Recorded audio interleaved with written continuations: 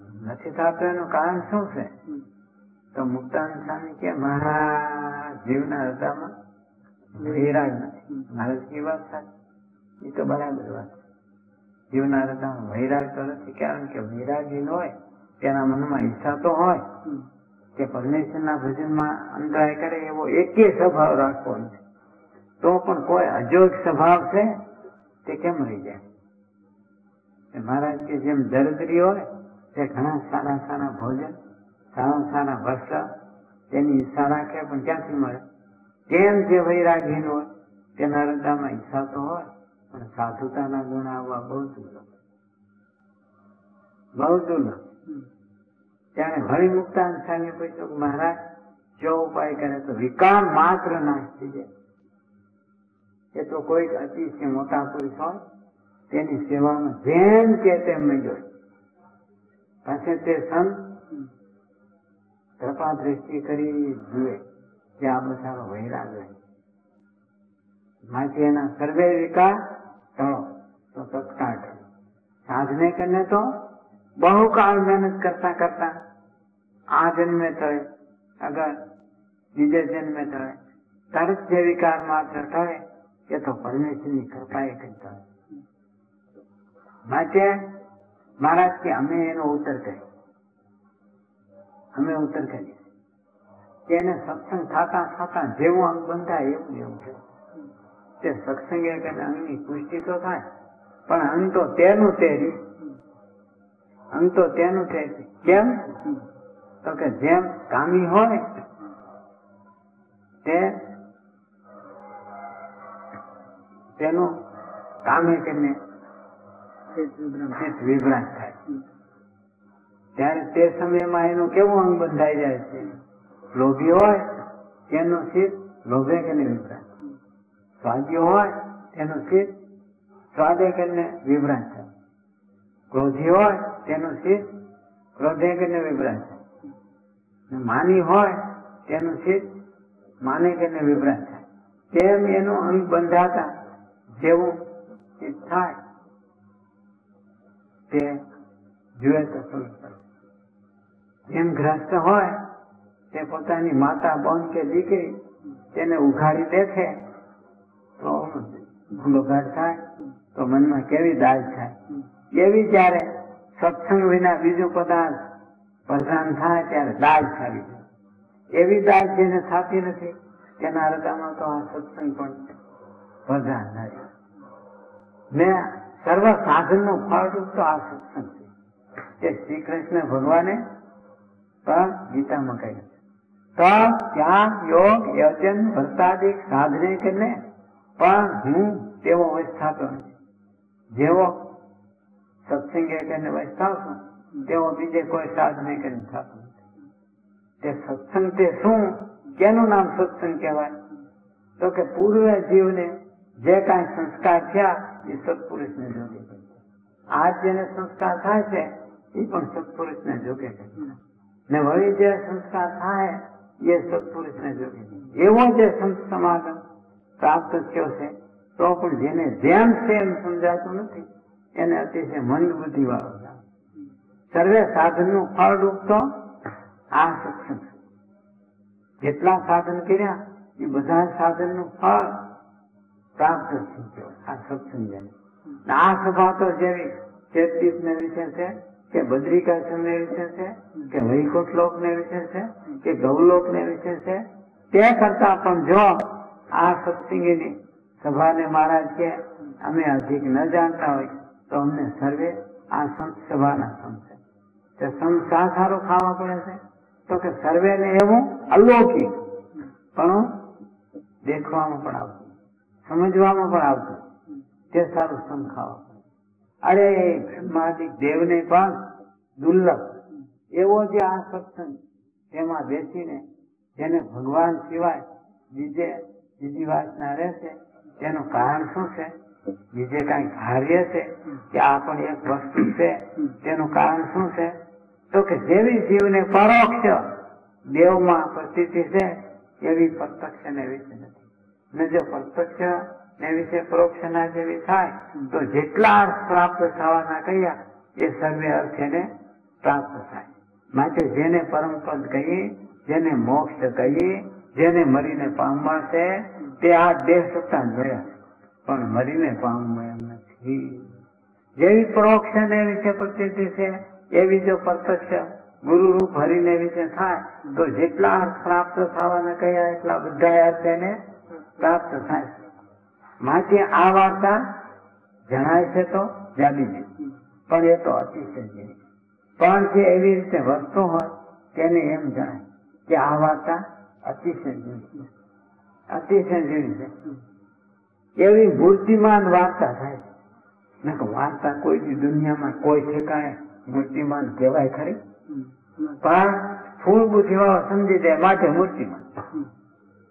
જે નથી સમજી શકે એવો કોઈ દી એ સમજી જાય.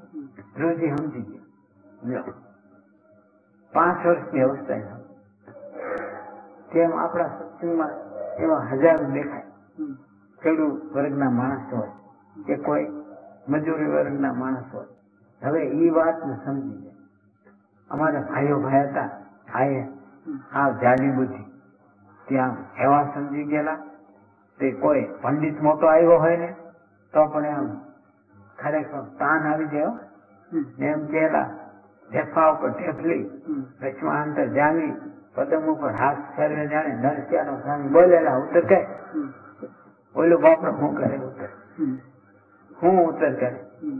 તે આ જાડી બુદ્ધિ વાળા સમજી ગયા હોય તો કેવી રીતે સમજી ગયા હોય કે વિચાર કરે તે ખબર પડે. એને તો એ આવડે. ઢેફા ઉપર ઢેફલી વચમાં અંતર જામી ઢેફું પરથી ને ઢેફલું માથે ગોર્ધન પર્વત વૈષ્ણવ પાછા ભગવાન ગાયું ગોપીઓ બધા આનંદ કરે ને પદમ જે ગા તેના ઉપર હાથ ફેરે જાણે નૃત્ય આવે. આવું એને ઉત્તર ક્યાંથી આવડે બાપડા પંડિત ને ક્યાંથી નક્કી કરી રાખ્યું હોય ક્યાંથી રચીને રાખ્યું હોય એ કહ્યું હોય. આ તો એને યાદ આવે એમ કહી દે તે ઓમ શાસ્ત્રમાં મળતું આવે ને ઓમ ક્યાંય હાથ આવે એવી વાત હોય. આમ વિચાર કરીને માટે આ વાર્તા જણાય છે તો જાડી જાય પણ એ તો અતિશય ઝીણી છે. કેને ખબર પડે તો કે એમ જે વર્તતો હોય એને જે આ કહ્યું શાસ્ત્રમાં એવી રીતે જે વર્તતા હોય તેને એમ જણાય કે હો આ રીતે વાંદરા વર્તી ગયા. જાતના જાનવર વ્યક્તિ કહેવાય. ઈ ભગવાન ને ઓળખી ગયા, ઈ વર્તી ગયા ને ઓલા ગોપ ને ગોપીઓ પશુ પાળનાર ઈ બધા ઓળખી ગયા. ઓલો ગીધ પક્ષી ઓળખી ગયું, ઓલી ગુંકા ઓળખી ગઈ. એ ઓળખી ગઈ ઈ વાર્તા જણાય છે તો જાડી દે પણ ઈ વાર્તા બહુ ઝીણી છે. એ ઓળખી ગયા હોય તો ખબર પડે કે આ વાર્તા કેવી ઝીણી છે. આ બીજા તો લાખ ને કરોડ 5 કરોડ વર્ષ વીતી જાય ને તો વર્ષે બોક્ષે ને જાણે બાણે ને. કારણ કે કોઈ કે હરી હોય ગયા, કોઈ કે હોવન હાર મુક્ત પ્રગતિ પીસ વિના ભટકત સબ સંસાર. કેટલાક કે ભગવાન થઈ ગયા તો બહુ જબરી વાત. કેટલાક ભગવાન થાય રામા આવતા પછી કે બીજા તો કે આ બરાબર છે પણ રામા અવતાર તો દશરથ નો દીકરો કહેવાય. એ થોડોક ભગવાન કહેવાય. આવી જેની અણસમજણની હોય ઈવડો એ હું આ વાતને સમજી શકે. નકા ભગવાન રામ જેવો તો કોઈ ભગવાન ને ધર્મની જ મૂર્તિ. તે ધર્મવાળાનો તો દુનિયા આખીમાં ભાર રે ધર્મવાળાનું કયું કરે ને વચનાંતમાં લખ્યું કે મનુષ્ય માત્ર ને જે સ્વાભાવિક રીતે એકબીજાને ભેદ થાય છે એનું કારણ શું છે તો કે ગુણ ને અવગુણ આવે છે એ દોષે છે. તે ગુણ ને દોષ તો ઉપરની પ્રકૃતિ કઈને ઓળખાતા નથી. ઉપરની પ્રકૃતિ જો જોવા જાઓ તો કોઈ દી ઓળખાતા નથી. પાછે ભેરાડિયા થતા ઓળખાય. તે ખાતે જણાય, પીતે જણાય, સૂતે જણાય, ઉઠતે જણાય એમ એના ધરો રે ત્યારે જણાય. વિશેષ કરીને માણસ માત્ર ને ઓળખવો હોય તો યુવાની અવસ્થામાં જણાય. યુવાની અવસ્થામાં જાય. પણ તે વિના જણાય ને જેમ મધ્યાહન કાળનો સૂર્ય થાય તો એ 10 દિવસ કલ્પાય તેમ આના સ્વભાવ પ્રકૃતિ ને એના ગુણ પૂર્વના સંસ્કાર કેટલા છે અને અટાણના કેટલા છે એ યુવાની અવસ્થા આવે ત્યારે ખબર પડે. જ્યાં સુધી બસ અવસ્થા હોય એમાં મહારાજે વળી બતાવ્યું કે બસ અવસ્થામાં કેવા ગુણ હોય તો કે જીભાનો સમાધિ હોય નહીં, શરીરને ધીમા કરે ને છોકરાની સોબત ગમે નહીં. આ પ્રકૃતિ કઈ આ પ્રકૃતિથી ઓળખાઈ જાય કે તે આવડો બચપણ માંથી જ ઓળખાય કે આ જીવ સારો, આ જીવ સારો. ત્યાં કેટલાક દેહના દોષ છે તે પણ જાણે, કેટલાક મનના દોષ તે પણ જાણે. તેમાં દેહના દોષ તે વાર શિષ્ણુ ઇન્દ્રિય જાગૃત થાય તથા સ્વપ્નમાં વીર્ય પામે તથા ઘડિયાળમાં બધાને જોયું તથા 20-25 ગાળની મજલ કરી ને તેને મળી ને તેના હાડકા ભાંગી નાખે તથા સ્વપ્નમાં વીર્ય પામે ઇત્યાદિ દોષ બધા દેહના છે. ને દેહના દોષ ક્ષણ થાય ત્યારે મનના દોષ છે તેને વિચારીને સારું જે હું આત્મા છું, બ્રહ્મ છું, અક્ષર છું ને એમ વિચાર કરે ત્યારે મનના દોષ ક્ષણસી દે. ત્યારે નિષ્કુળાન સ્વામી જેવો વૈરાગની મૂર્તિ, તપસ્વીની મૂર્તિ એને પૂછ્યું કે મહારાજ બીજું તો ઠીક એમ જે રેવાય છે તે વિચારે કરીને રેવાય છે કે વૈરાગે કરીને? મહારાજ કે વિચારે કરીને ન રેવાય ને વૈરાગે કરીને ન રેવાય. એ તો મોટા સંતના સમાગમ કરે એમ થાય. અને જેને મોટા સંતના સમાગમ ન થાય એ તો મહાપાપી છે. કેમ તો કે ત્યાગી થઈને ગ્રસ્તને ભોગવવા જોઈ ભોગ તેની ઈચ્છા રાખે છે ખર ખાય. કા કે જે ગામ જવું નહીં તે ગામનું નામ હું પૂછું તેમ એને જે પદાર્થનો ત્યાગ કર્યો તેની પાસે અભિલાષા રાખે છે તેની એવા સમજ્યામાં આવી. જો સમજ્યામાં આવી હોય તો અજો સ્વભાવ કોઈથી રહે નહીં. આ સત્સંગમાં કોઈથી રહે પાણાની ભો છે ને જોડે સાણ વેર્યું છે પથરારી ભોમાં હાલવું હવે એ કેટલી ઘડી ટકે. તેમ આ સત્સંગમાં સ્વભાવ તો કોઈથી રહે જ નહીં. હરકુતરી કરે એવા સત્સંગ. કારણ કે સ્વભાવના વેરી છે. કોઈ સ્વભાવ ને દબાવી દે એમ નથી. ભલે પોતે વર્તે ના વર્તે કઈ નહીં પણ આને તો કહેવાના છે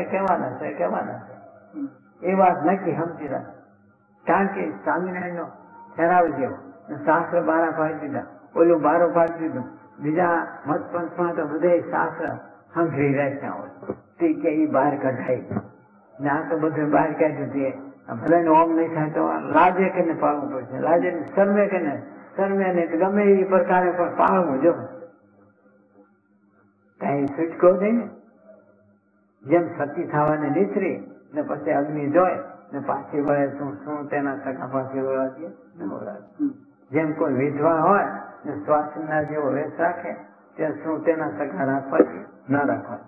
તેમ જે કોઈ